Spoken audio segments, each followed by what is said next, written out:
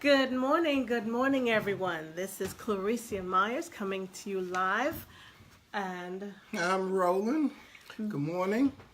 many people know me as Reese. And let me just tell you where we're coming to you live from. We are in the Richmond area, Richmond, Virginia, and every morning, Roland and I come and share a nugget or two with our audience, with spiritual entrepreneurs. That's who we're addressing.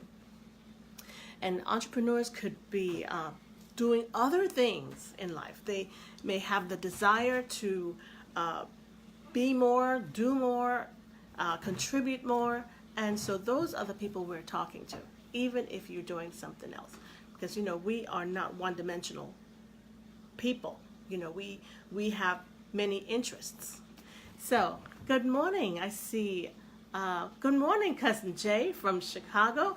And he says it's cold and snowy. That's right. You guys got some snow. How much snow did you all get up there in Chicago? And while he's telling us that, I see. Good morning, Elude. Elude. I'm sure.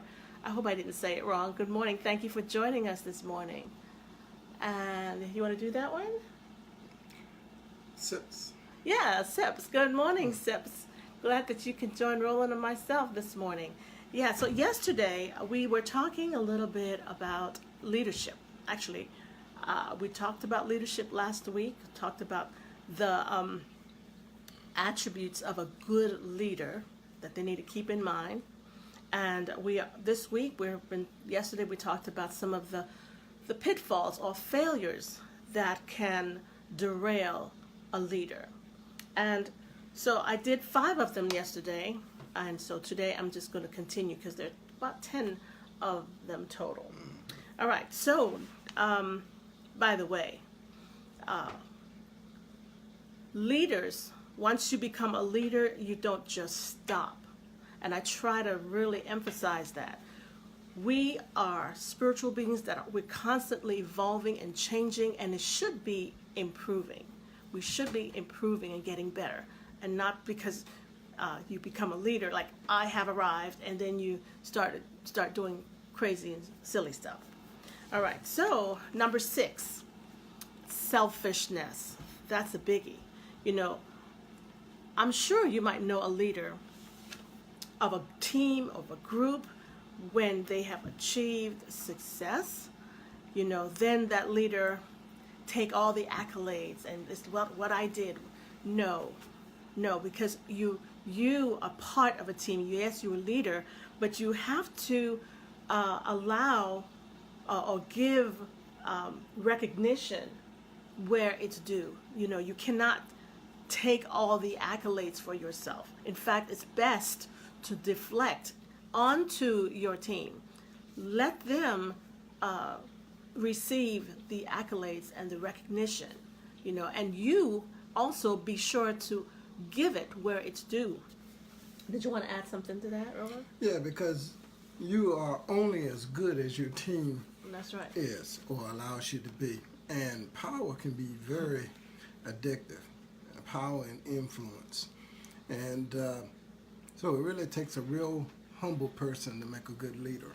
And I'm sure you may know some people who like maybe they were in school, they've been working hard, they've been striving to achieve a specific degree, and when they achieve that degree, it's like they're walking on cloud 9, and there's no way you can reach them. They're just so up there, and that's not a sign of a effective leader. Yeah. Good morning, Bill. Glad that you can join Roland and me this morning. Is it snowy where you are? In fact, tell us where you're tuning in from. Good morning, Bridget. Good morning. I know that somewhere across the country, people have gotten snow. Mm-hmm. So if you're in an area that have gotten snow, tell us where you're tuning in from and how much snow you've gotten, or maybe even what the temperature is. I'm here in Virginia, where Roland and I are here. We don't have any snow, and that's okay. And I'm not calling it on ourselves because I don't like to drive in that stuff. All right. So that was number 6, selfishness. any one of these things, these faults, can be a downfall for a leader. All right, number 7, intemperance. Now, when I looked up that, some leaders are not moderate in indulgence. Too much of a good thing, they say, and that usually intemperance refers to like alcohol, and that should go without saying. But no matter what it is, abusing anything, abusing anything, and I'm not going to specify which type of. It could be illicit substances, anything. Yeah. It could be anything, even the time. Staying away from this job because you're a leader. Like I've even heard some people say, "Oh well, Can abuse privileges. Yeah. So I think that kind of goes without saying. And Napoleon Hill, he's the author of the book that I'm reading. He wrote it way back in 1937, and he says, "Intemperance destroys endurance and vitality of those who indulge in it." So you don't want to be intemperate with anything. That was number 7. Good morning, Rolita. Good morning to you. And I see my cousin. Good morning, Lorna. Tell us where you're tuning in from. I'm not sure if you're still in Florida. I'm not sure where you are. Good morning, Rolita. We can say hello to you. And all right, let's go on. Number 8, disloyalty. And that could be a biggie too. I hate that. Leaders who are not loyal to their duties. Lack of loyalty is one of those major causes of failure in every walk of life. And I think there's some people who penalize other people because of that, and that's a no-no too. You don't do that. I'm not going to say too much about that, unless you want to say something else about disloyalty. No, I just said you need to know how to make a decision. You don't make decisions that's going to hurt your people per se if you can avoid it. That's right. Number 9 and number 10 has to do with emphasis. Number 9 is emphasis of authority of leadership. There are some people who have the misconception that leadership requires them to instill fear. When they walk by, it's almost as if they're like King Midas are walking by, and you have to, yes sir, yes master. And they make you uncomfortable. You're not even sure what to say, for fear that whatever you say, it's going to be the wrong thing. And I worked with a leader like that, and they would humiliate in the presence of your colleagues. That is a definite no-no. We don't do that. A good leader is sympathetic and understanding, is fair, and all of that is apparent in them. And you should not feel that you cannot approach them to discuss either a private matter or something as it relates to the job. Yes, leadership has lots of responsibilities.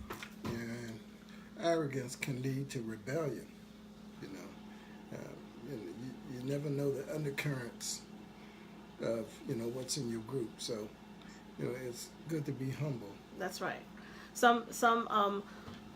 I know in some places of business, someone may be hired to oversee a department or a team or whatever, and that leader comes in with the idea that they're going to whip everybody into shape. I'm going to whip them into shape, as if they were out of shape to begin with. And, it comes across arrogant, and that is not a sign of a good or effective leader. All right, number 10, emphasis on their title. No, you do not call me so-and-so. You must call me Dr. so-and-so, or, that title, yes, they worked hard for it, but, a title does not command respect. That's a misconception. respect is earned as respect is given. You know, it seems like it's so elementary, but believe it or not, somebody missed a class, or several people have missed that class. Yes. So, competent leaders require no title to earn respect. It should be evident in the way they conduct business, the way they communicate with those who they work with. And, you know, did you want to add anything to that? Not right now. Okay. All right. So these were just 5 other faults that can derail any leadership. And so, like I said, once you are in that position, we don't assume that we have arrived. Life, not just in life, when you're leading your own life, because you're a leader for your own life, it's constant revisiting, reflecting, evolving, changing for the better. So those are the other 5 faults that can lead to failure. Now, somewhere in the description, I do have a link to this awesome group. You know, when you want to learn something, it's best to learn from the experts rather than having to spend a lot of time in trial and error. Yes, you can do that too, especially if it's something, territory that has not yet been explored. But success leaves clues. And I am learning from, about marketing from the experts, those who have gone that route before, doing online marketing or having an online business. And so I have a link where if you would like to learn and invest in yourself, to learn from the experts, to show you how you too can have a successful online business. I have that link in there because it's an investment. You invest in you. And here are experts who can guide, lead, and show you what you need to do. But so, go ahead. You have to be teachable. That's a word they used to say in, Amway? Yeah, quick start. Quick start, kind of. And it's true. It carries lots of weight. You have to be able to be teachable, be mobile, be open, to constructive. I want to say criticism because it's all encouragement, encouraging you to your greatness. So that's what we have for you this morning.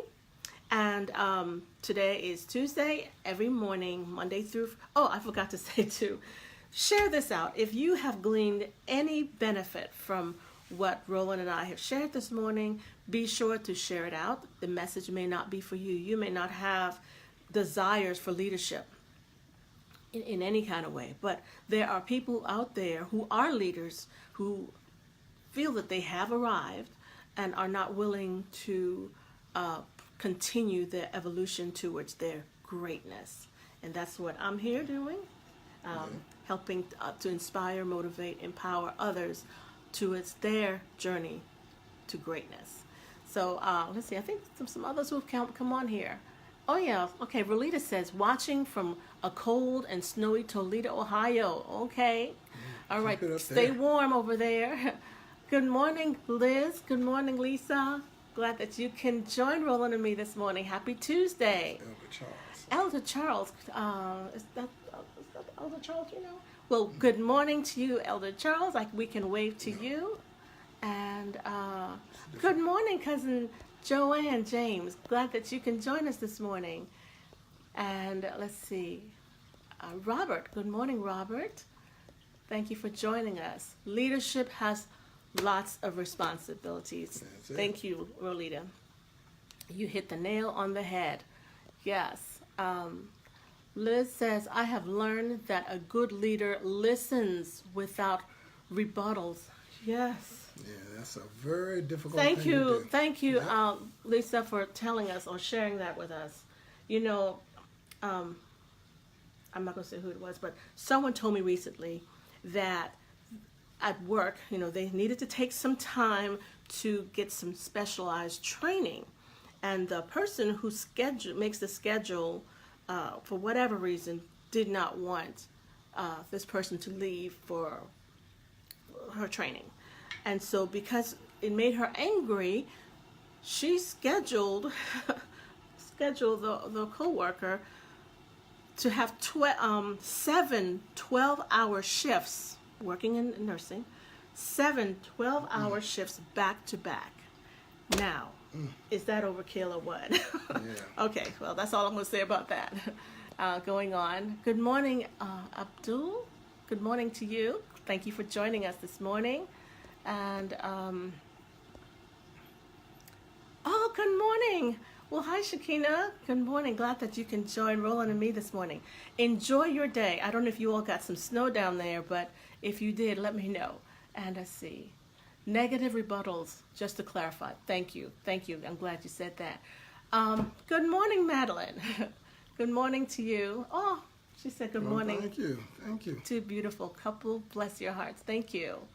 All right, so that's what we have for you this morning. Tomorrow is Wednesday, and I will come back with another nugget or two to marinate on, because, again, we are all on this journey in life, working to improve ourselves. No one can do it for ourselves but us. And this is exciting, because this is stuff you don't get in school. That's right. You a lot of times, you read this chapter, but did you really read it? Did you absorb it? Did you implement it? Did you apply it to your life? So that's what we have for you. And we will see you bright and early tomorrow at 8 o'clock. Enjoy your day. Be safe.